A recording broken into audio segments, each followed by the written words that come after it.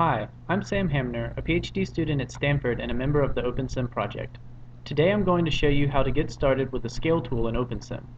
The scale tool allows you to change the size and mass of a model so that it matches a specific subject you've measured in the lab.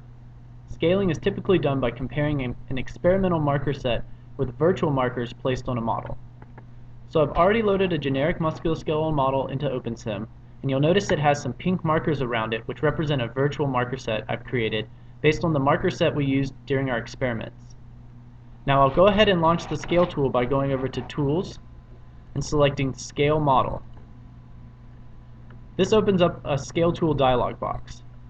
Now I'll go ahead and load a settings file that I've already saved for one of my subjects by clicking on Settings, Load Settings, and then selecting the file. This fills the scale tool dialog with some key pieces of information. First, we've specified the mass of our subject which we measured during the trial.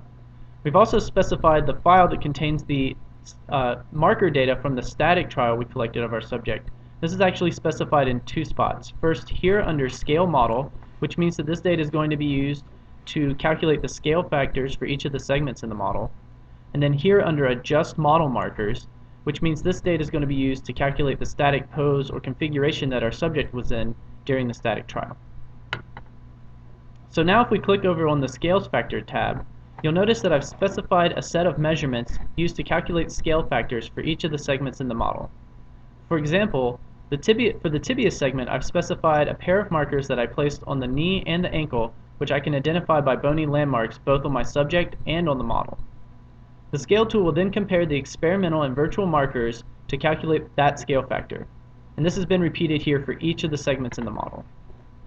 Now if we click over onto the Static Pose Weights tab, we'll see a list of markers that will be used to put our model in the same pose that we recorded our subject in during the static trial.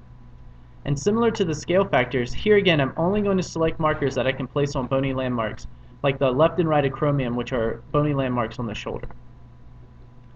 So we're almost ready to run the scale tool, and the last thing we want to do is go back to our original settings tab and select this checkbox at the bottom labeled Preview Static Pose.